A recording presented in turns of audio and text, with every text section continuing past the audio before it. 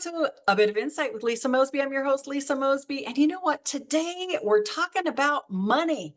How about a date with money? Have you ever thought about getting into relationship with your money? Well, today's guest is going to talk about why this is so important. During her 20 plus years of experience in finance and business, Kris has realized that money isn't just logic and math. There's also an emotional side to money as well. To be successful, happy, and fulfilled, one must embody the three pillars: your mindset, your energy, and your plan. There was a time in her life when she did not realize how important understanding the first two pillars is. Kris shifted her thinking and realized how important it is to have a positive money mindset and positive energy around money.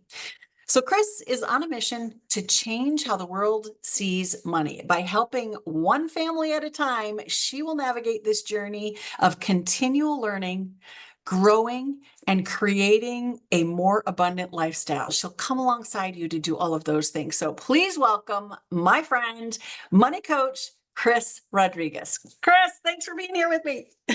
Hi, thank you so much for having me. I'm excited to be here with you today. Yeah, and you go by Money Coach. I didn't say that so much in the introduction, but she's getting known as Money Coach Kris, which I love that you have this phrase that's coined you, and it totally describes you and your energy and your vibrancy around helping and coaching people through this process.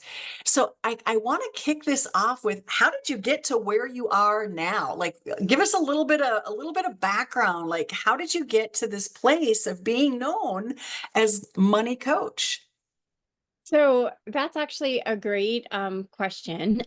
So it started with Money Coach Kris started because um last year I was actually going or started the process of going through another divorce. It would have been my second divorce. And I was struggling with my identity. I'm like, who am I? Because if you get divorced and you're like, oh, what's my last name going to be? Right. And so since it was my second marriage, would have been my second divorce. I was struggling with, who am I? And that's where I coined Money Coach Kris, because then I'm like, then my last name doesn't matter. And my husband and I reconciled and we were back together. And so everything is beautiful. So I love that. But that journey, sitting in that space of not knowing like who I am and where am I going, really helped me grow into who I am now. So I'm very thankful for going through all of that. We actually share in common. She shared that story with me before because I struggle with that. I kept my married name. I didn't switch back to my maiden name because we were so young when we got married that my entire business and professional life was Mosby. And so there's that, we struggle with that. We go through this drama and trauma enough with the divorce, but then it's like your identity is also tied to that. So Money Coach Kris has identified herself and her passion, her mission for what she does and how she serves people. And I want to jump into the emotional side of money, because there is so many marriages fail because of money. So many relationships struggle because they can't talk about money, and they came from two different worlds and they don't have this common bond of being able to talk about it. So what do you find is the biggest emotional roadblock? Okay, maybe no pressure, not the biggest. What is an emotional roadblock that kind of stands out when you're interviewing and having conversations? People, there's probably some sort of a repetitive pattern that is there around the emotional side of money. Let's talk about that. So what I've discovered with working with my clients is, so I take clients on a series of questions. And what I found is that one of my questions is, what is your first memory of money? And then how that associates with what they fear about money. And so a lot of times, like how we grow up, how we see our parents or our family dealing with money and finances kind of like embeds this emotional block for us. So we either feel like we can't do something because, oh, that's not our family, or I see couples, like one couple will think one way and then or one person in the couple will think one way and then the other will think something completely different. So one might be a little bit more in a scarcity mindset and the other one might be more abundant. And then they struggle because they're like, no, my way's best. No, my way's best. So that, like, not understanding where they each are coming from is also another emotional roadblock, because then they can't seem to get on the same page and it causes a lot of struggle and stress around finances. When you're talking about that, a couple of things popped into my head is rob Peter to pay Paul. I remember hearing that, like, oh, we got to take it from this credit card to pay this credit card. There's this rob Peter to pay Paul. And oh yeah, the love of money is evil. Like there's these catchphrases that at least people of my generation are probably familiar with. You've probably heard those. And so those have energy. When we have that mindset, not only is it a belief like in ourselves and it affects how maybe we hold on to the purse strings too tight, or we won't invest in ourselves or invest in our education, to the energy around that. We talked about mindset and energy in your introduction. How do those words put energy into the beliefs, the limiting beliefs that we experience? How does that, the energy of that affect our Yeah. beliefs? So think about like what you were just saying, like either like, oh, money is evil. So then you're thinking that, and then your energy behind that is, well, I can't have enough money or I can't have more money because then I'll become an evil person. Yeah. Well, I like to help people shift that in, to me, my mindset about that is money is neither good or bad. Money is just a tool and resource, right? And so however you are as a person, money may amplify that. So if you're inherently a good person, having more money might help you to be more generous or a more giving person. But if you're inherently maybe not a great person, then that might make you feel like, oh, now I have money, I have control over you. So I really think it's not the money that does that for us. I think it's the mindset that we have, and then understanding our mindset gives off the energy, right? So then if we know our mindset, our belief around money, and then our energy, which is our deeper attachments to money, then the energy of abundance and or holding on, being scarcity, really comes into play. And so if you can understand where you're in alignment and say, oh, money isn't good or bad, it's just this object, it's a tool and resource that we can use at our fingertips, then it allows the energy to be flowing, right? And if we can understand and get past that block, so many things can be possible. I see that so often in myself. I mean, you're in that field where you're seeing it in these conversations that you're having, but we do, when we start doing deeper work on yourself to try to bring up those things that block you or that have stopped you from achieving the goals that you want to achieve or saving the money that you want to save. There's so much of it that comes from what we've heard, what we've observed, the environment that we grew up in, that I see how it does affect that. So is there hope for us to actually change it? And what does that process start to look like? Yes, there's definitely hope. And it doesn't matter how young or old you are. I tell people all the time, like, we can't do anything about the past. So we can't go in the past and change it. What we can do now is understand where we're at today, understand what we believe in, and how our energy is about money, right? And then once I say, like, we come into a neutral space. So we're not being overly positive and we're not being negative about it. We're just, hey, here's the facts. This is where we're at now. This is how I believe money to be. Here's where my situation is. Now we can understand how then you can get past and go into the future, right? But I can't give you a roadmap to where you want to go if I don't know where you are right now, emotionally, energetically, and then actual numbers, right? Because when it comes down to finance, we need to know, like, what are your expenses? How much money do you make? How much money do you actually spend? And then what are your goals? So then we can help create a roadmap for you on getting past to the next level.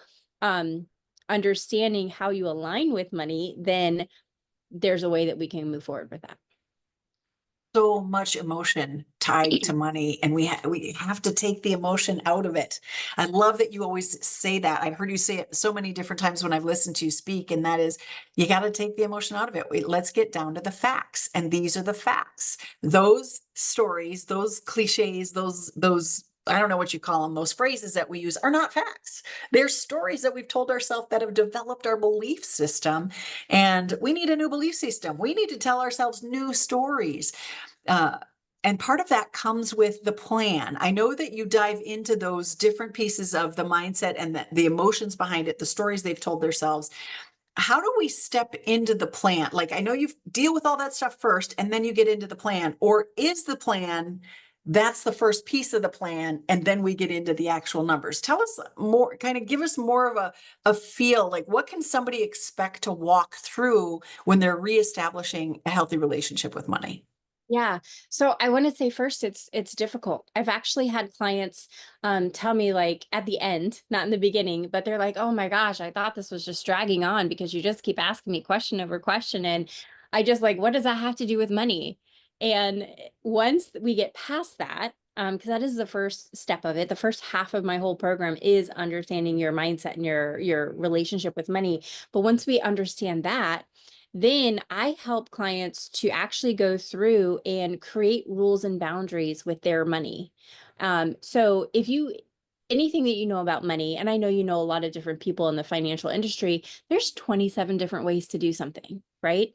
And they're good. They have all good things. And then there's some cons with everything. There's always pros and cons. And I always say, what are you willing to give up to get something?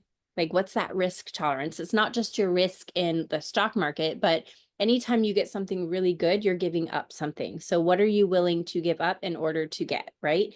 And the same thing with your mindset around money. Once you understand how you see money, how you value money, what your energy is around money, then we can create a plan based on your alignment. So then now the rules and boundaries that you're creating for money is not me telling you what to do.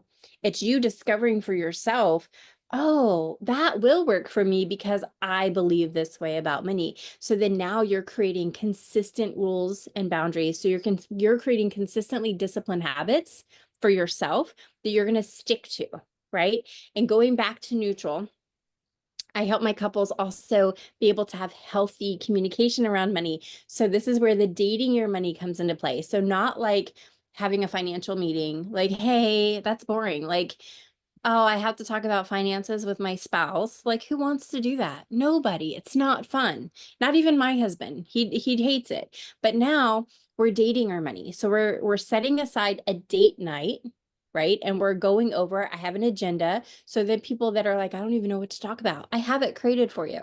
I have a whole process. Talk about these things. And so it's outlined for you. It's easy. And then you're keeping to your front of your mind, like, what are your goals for the year? What are you focusing on? And what are your rules and boundaries for money? And then guess what? When you're in your date night with your money and you guys have to make a decision, you guys aren't fighting with each other. You're saying, oh, we need to make a decision here. Oh, what do our rules say? Our rules say this. Oh, here's what we do then, right?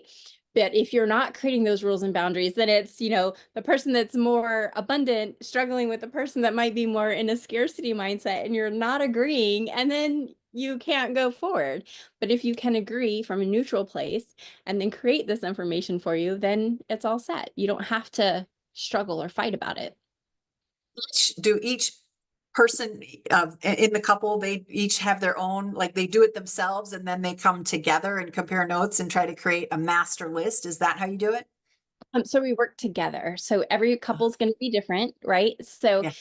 but they're doing it together, and they might not agree on something, and that's okay, because then what you're going to do is this person is going to agree to this set of rules, and this person's going to agree to this set of rules. The challenge might be then when you're coming together for a family rule, right, or a whole couple rule. How do we navigate that? And then that's where I come in to kind of help with that situation. But for the most part, a lot of couples will have like joint money and then separate money. And that's one Mhm. thing, being married for the second time. That is one thing that I highly recommend, is that couples have joint money to pay the bills and stuff, but you also get some spending money that you each get to not have to report back to. So you can call it your monthly spending allowance, or your walking around money, or whatever. Just, this is the amount of money I can do whatever I want for the month without the other person's approval. Right. And that also helps alleviate stress, because then you don't have to ask if, hey, can I go out and, get this lunch with my friend, or, get my nails done, or do whatever, because it's already tied to all of your rules. Yeah. And there's nothing wrong with that. It's because, we don't have to discuss every single cent and where it goes, because that creates its own form of stress. Oh, you spend more than I spend. Well, wait a minute, but I'm taking care of the house and the groceries and filling up the car every week, or I'm over here and I pay the landscaper and I pay and it's like, yeah, it looks like I'm writing more checks or I'm charging more things, but they're for the house. Those are joint things. So being able to create these buckets completely makes sense when we take the stress out of it. This is our stuff together. And what you do over here and what you do over here with your fun money, I don't need to know about it. I mean, you'll see it if I'm wearing a new dress, or I got a new hairstyle, or, got my nails done. That can come out of my fun money. I love that idea. And we don't teach this. We do not teach this in school. Like, how are we supposed to come together as adults in a relationship and understand another person who was raised in a different environment? Maybe their mom and dad had separate money. My mom and dad never had separate money. It was all one account. And so it's very different when you're with somebody to get on the same page. And I think you're making changes to the world with the course that you've been talking about and bringing that into the schools. Tell us how you do this, and you start with the young people. Mhm. So I'm actually working right now. So my sister is a fifth grade teacher. And so she created a curriculum for her class, and the kids all get a job, a career, and then they get paid a salary, and then they have to pay certain bills. So I helped her create a digital way that they can keep track of their money and pay their monthly bills, and they get to have some money for fun. And then I've been coming in once a quarter and then talking to the students. So these are fifth graders. So we started out with, what even is money? Where did it come from? And this was so fun for me because the questions were amazing. It was like, well, when did it get discovered? Who created money? And we found that money came into formation in the 14th century as like these little metal coins, right? And I talk about too a lot of times, like, everything is made up, right? And there are no rules. So I say this to the kids. I'm like, well, this came from here. It was made up in the 1400s. And before that, we traded. So we're always talking about like how money came to be, so that they can see it. And we talk about, like, I had different denominations, including credit cards, and including like all the ways that we can spend money. And then we get into, right now, we're starting to talk about creating rules for money. So even as fifth graders, because they might get money through birthdays or Christmases, or maybe they get an allowance, maybe they don't, maybe they help a neighbor and they get money, or, whatever that comes. But we already started talking about any money that they get, how much are they going to save? How much are they going to spend? And then also, how much are they going to give? So I talk about that a lot with the kids, and I'm loving being able to speak to them. And after this year, my sister and I working together will create something that we can bring to schools. There is a lot of financial education out there for kids, a lot of like the how-tos, but I'm starting again with the relationship of money and understanding that money has no power over us, right? Money is just a tool and resource. And how can we use this money to help our opportunities in life, instead of like, oh, I need to do this and this and this. We don't need to do anything. We get to do everything. There's such a disconnect. I've noticed that even with the youth in my life, they use Cash App or Venmo or other apps, and they never actually touch money. They never actually, like when I was showing them dimes, nickels, and quarters, they didn't know what they were, Mhm. which I was shocked, because I started babysitting at such a young age. And I remember getting 50-cent pieces, or silver dollars were a big deal. In fact, I saved some of them, and I have a pile of them in my jewelry box, because we just don't see that very much anymore. And so the youth of today, everything is electronic. So it's just a transaction. And we're disconnected from money, but which is good in that we don't have an emotional tie to it and how much money I have in my pocket. And it's bad because we don't really value it. Like we don't, or we value the youth today, maybe value it differently. Oh, well, we'll just pay with Cash App, but there's no money left in there. How do you pay with Cash App? How are you seeing that show up with the younger generation right now? Yeah, they definitely have a disconnect with the emotional side of money. But then there's also with these young kids too, so much influence of being a celebrity or being a big sports person or being a YouTube famous person, which is great. And having different ideas about like you don't have to make a lot of money to have a good life. So also helping kids understand that, yes, you can do anything that you want to do. And yes, if you want to have millions of dollars, great, go create that. But the value of money and understanding that you don't have to have millions of dollars in order to be happy, right? So I'm trying to teach everyone. This is like my mission is to change how the world sees money because I don't want to, I want to create a world that money doesn't equal power, but money equals opportunities, right? And the way that we can create our opportunities and create a life that we want to live based off of the resources that we currently have. And if we need more resources, how can we create more resources? So I'm seeing that in the younger kids, how that is a huge disconnect. So that's why I'm excited to be able to talk to kids that young and coming up with some other things too, Lisa, to help even younger kids through storytelling. So that will be coming out later this year. There's a book. What she's saying, guys, is there's a book. The generational differences from, when we were kids and had money and how we got paid in cash to the electronic transactions. How do parents open up and have this conversation? I mean, they can rely on you and the tools that you're creating, but right now today, is there some way for parents to maybe have some conversations with our youth to like bring this gap closer together between how they were raised and what the kids are experiencing? Any thoughts on that? Yeah, just talk to your kids. Like a lot of times, and Well, that seems easy. right? So I want to share this with you, and this is how this all started. So I'm crediting my son. When he was 16, he started asking me more questions. Now, he was with me all the time because he was just always with me. So he would hear me talking to clients about the stock market or investing or things like that. And he would ask a lot of questions. And at a very early age, he started saving 30% of his allowance. Now he got $10 a week. And so he'd save $3 a week. And then we'd put that into ETFs and things like that. But he would ask me a lot of questions. And one day when he was 16, he asked me how much money I made. And I said, well, I'm not going to tell you that. Like, why would you ask me that question? And he's like, well, why? Why won't you tell me?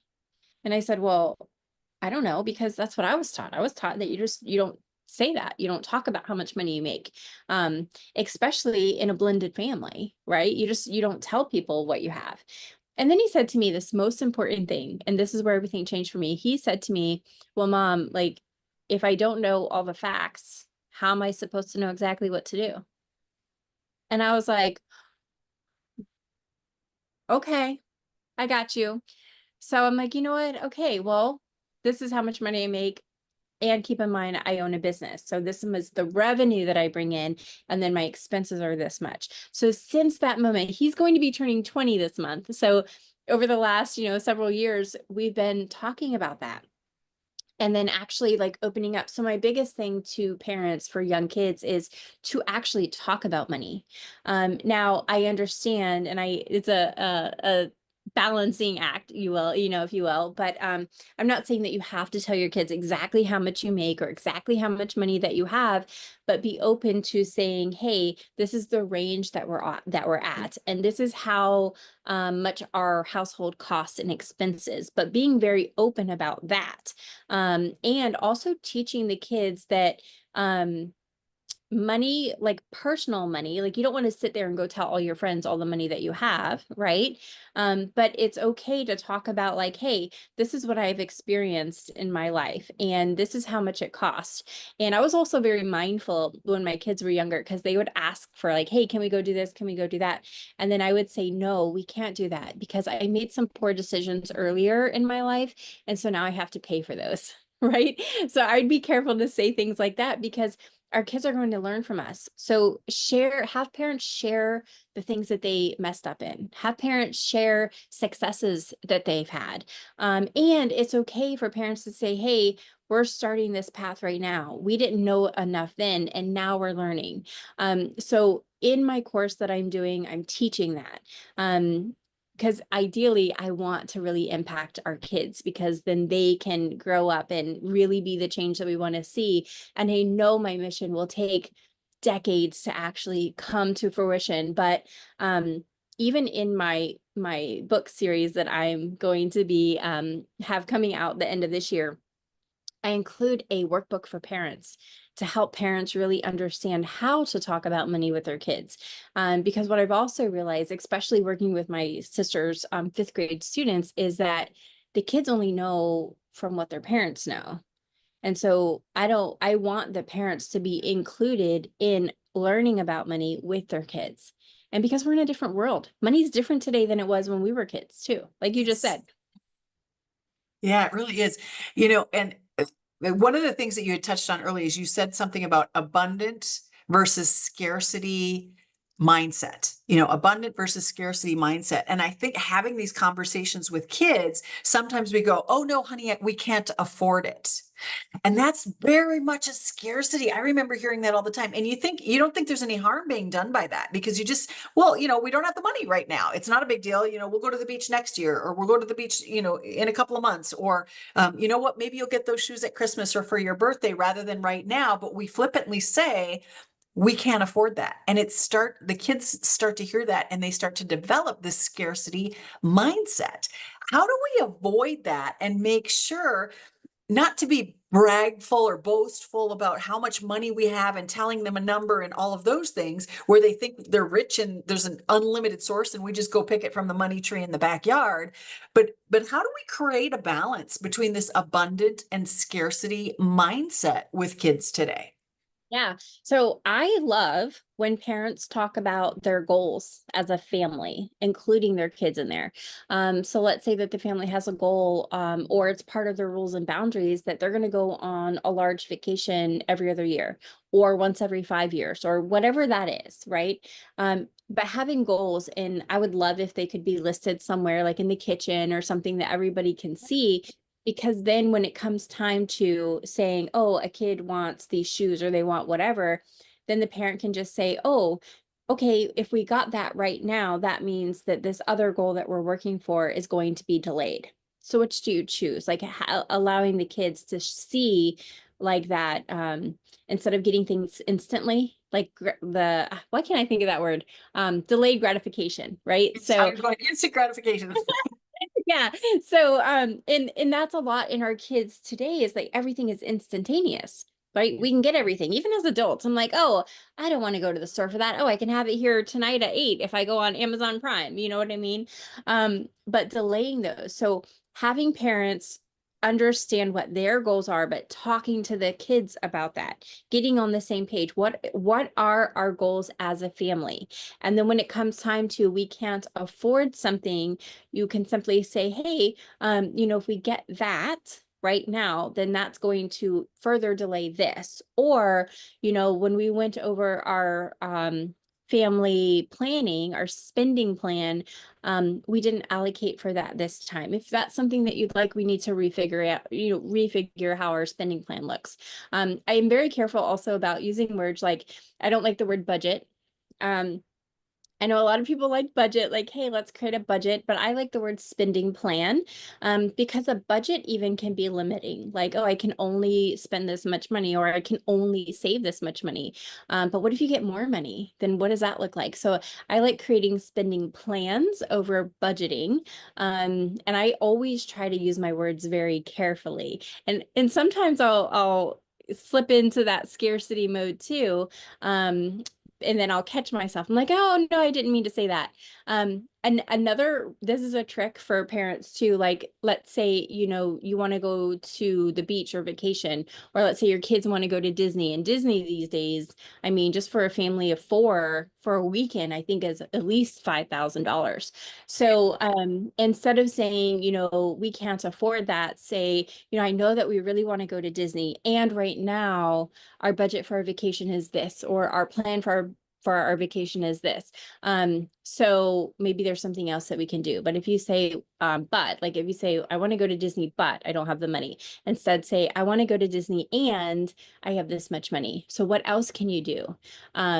Instead of going to Disney, that's something that's very cool, or really understanding, okay, if we do want to go to Disney, let's plan for that. Let's add that to our spending plan so that, in a year or 2 years, we can go.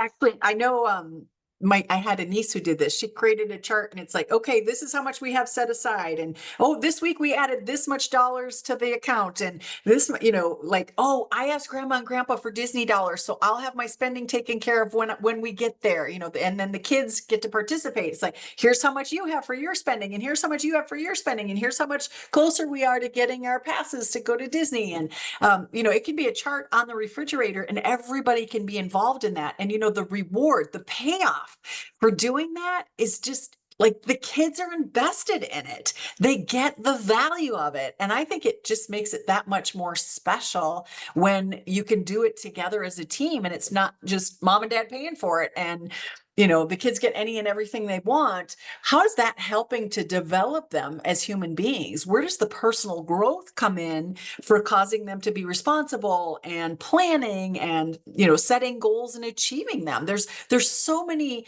emotional, mental health things that are part of this process of understanding and getting to know money and how we're using our money. Are there some small steps that that was one idea, but are there like 1 or 2 or 3 small steps that you really implement with parents who have children to get them started with this mindset? Is there something that's kind of an organized plan of 1, 2, 3?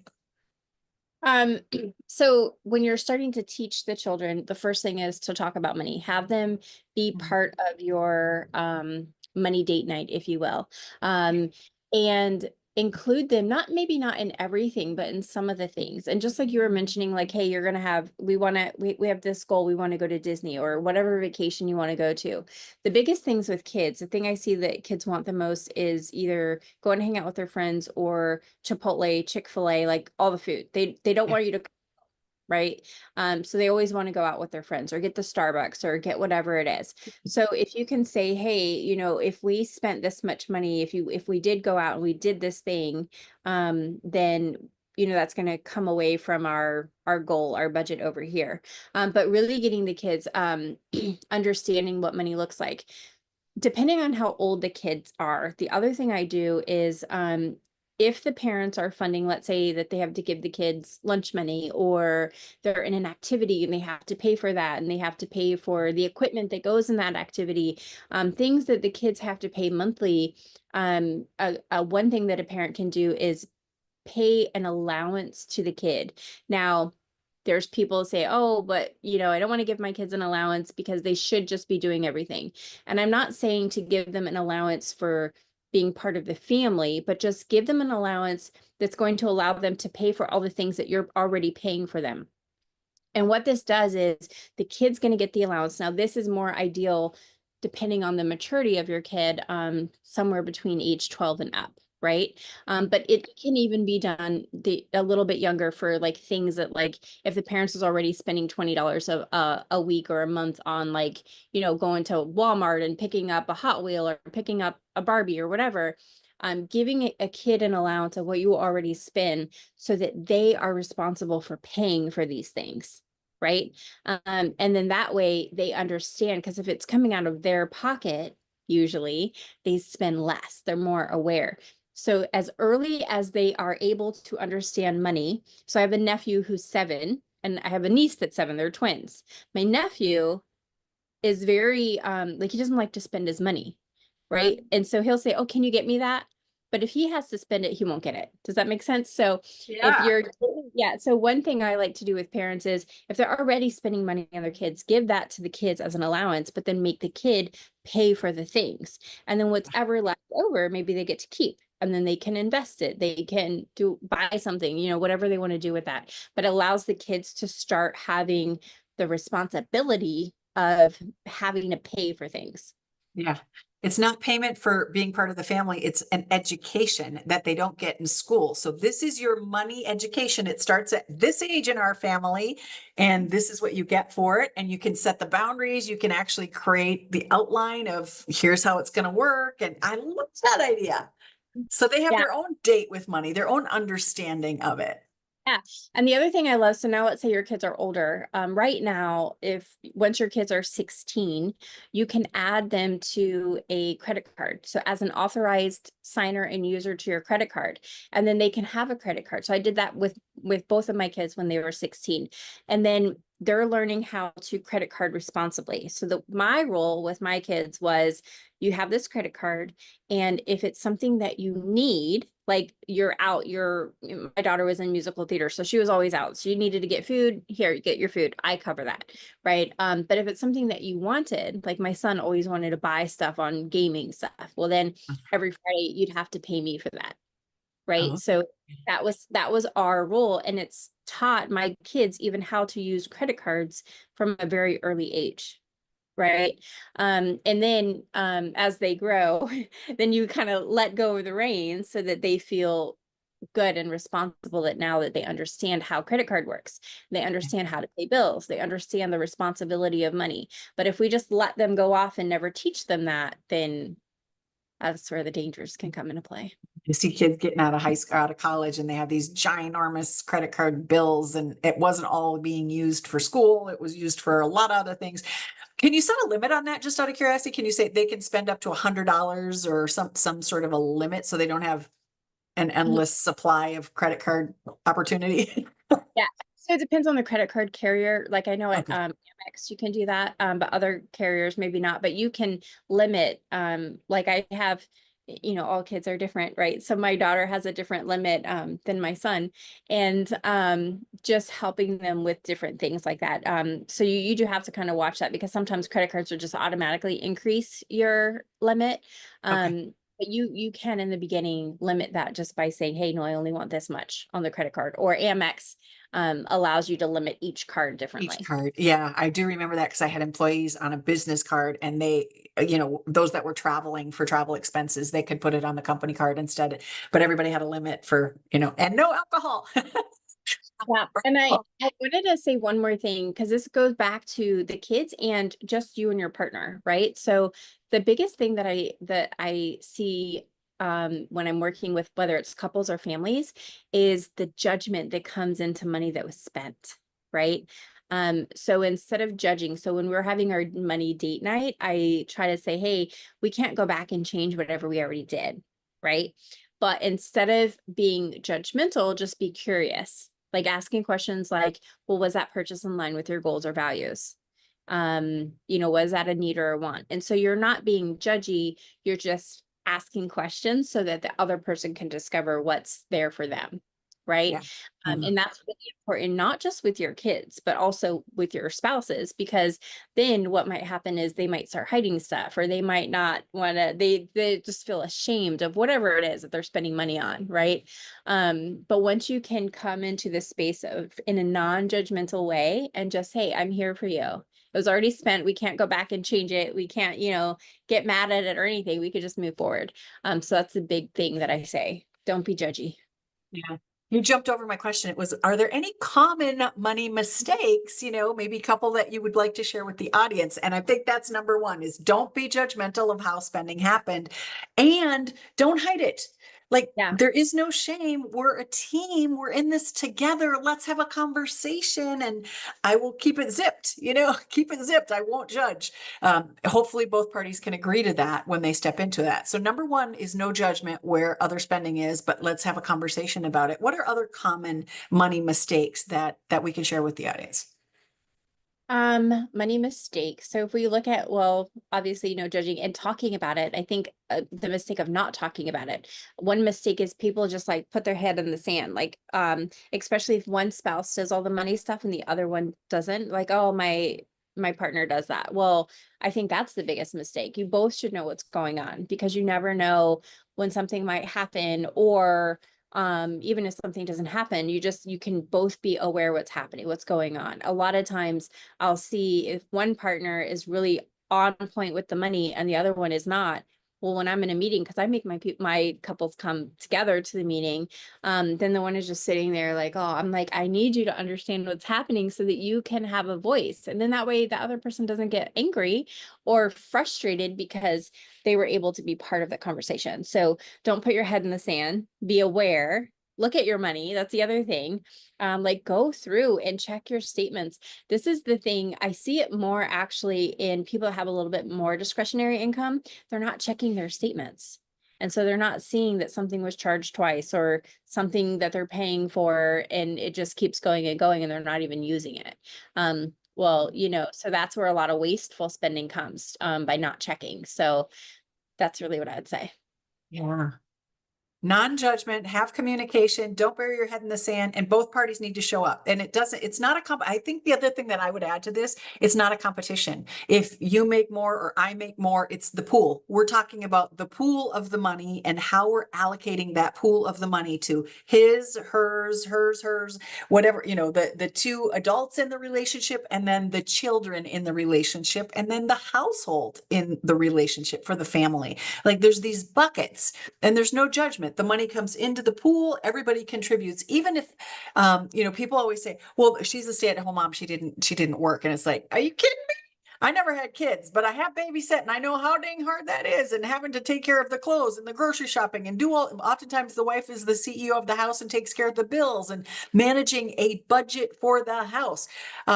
Some of those women who were moms, stay-at-home moms, are more educated than a lot of the business people that I work with because they know how to do money management and how to get it all done with what they have in a kind, loving, open-hearted way. There are many, many, many women who do this. So this, being in a relationship and being part of a family, it all contributes. There is no one person that job isn't needed more or is needed more than the other one. And it's not a competition.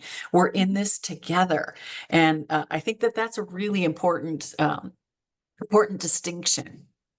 Thoughts Yeah. on that? Yeah, no, I 100% agree. And so whatever, if you're in a partnership where you're both working, again, you guys could be making different amounts of money, and then like figuring out how you guys are contributing to the family. If you're in a relationship where one person is staying home, then having that communication, I feel like there's a lot of that's where a lot of judgment might come into play. Oh, well, my partner's the one bringing the money, so I can't. Or vice versa. Oh, all you do is stay at home all day. Like, there's a lot to that, right? And that's where coming and understanding your mindset around money and the energy around money really comes in to help the couple better understand their relationship. And then when you're dating your money, you're talking to it. You're like in love with money. You're from a nice, healthy way. So for me, the top three reasons people get divorced: one is lack of communication, two is infidelity, and three is financial stress. And in my program, I'm really helping with the financial stress and helping couples create healthy communication around money, which really helps with the number one reason that people get divorced. Because if you could talk about money, you could talk about anything, right? I haven't figured out how to solve infidelity yet, but the number one If and you're communicating, right? I mean, yeah, it really does actually solve that one as well. Because a lot of times infidelity is you're starting to talk to somebody else, you're having conversations with somebody else and not with your spouse. yeah, It doesn't just say, oh, we're gonna, jump in bed together. It doesn't, that's not where it starts. That's not where infidelity starts. Infidelity starts with when you break down communication within the relationship. So what you're talking about really is addressing all three of those issues. And I know you've created a course for folks. So share a little bit about how folks can find you, and we will wrap this podcast up and give people a place to actually get some services, get some help, have some conversations if they need that guidance. Where do they find you, Kris? Yeah, so you can find me on my website. It's moneycoachkris with a K.com, and everything's on there. So I have the do-it-yourself completely digital course. And then I have some options if you want some just group one-on-one time with me. And then I have the option where if you and your partner really want just a couple one-on-one sessions with me included in the course, that option's available as well. And I make it fun. I'm not a boring money person. I try to make money super fun, super relatable, and the course is set up that way too. So the online digital course, I have videos explaining everything, and I'm a super cool person. So if anybody has any questions, just reach out to me. She is. She's not kidding you. She does make it fun. She works with kids. It has to be entertaining and engaging and fun. So that's why this lady talks my language. And I am so excited to be able to support her in her mission because it's in alignment with mine. And that is that every woman needs to have her own money. You need to find a way to have your own money because things happen. I found myself in my 50s, 52 years old, starting over without my own money. So if there's a way for us to support you on this, that's our mission. Get in touch with either one of us, and we will make sure that we have a conversation with you to find where do you need to be going, what direction do you need to be headed in, and we'll get you the resources that you need to put that all together. Kris, thanks so much for your time today. This was just so valuable, and I love your perspective on things and how open you are about this conversation with folks. Thank you. Thank you for having me. My pleasure. Hey, if you need any help expanding your brand online, I do love to work with entrepreneurs and make sure that you get seen and heard online. So go over to lisamosbey.com and book 30 minutes with me, and we'll have a conversation about you and your business. And then for the rest of you, come on back next week. We have more stuff where this came from. And I can't wait for you to meet next week's guests. We have some extraordinary guests in the next 3 months. And I every week it's getting more and more exciting. So please come on back.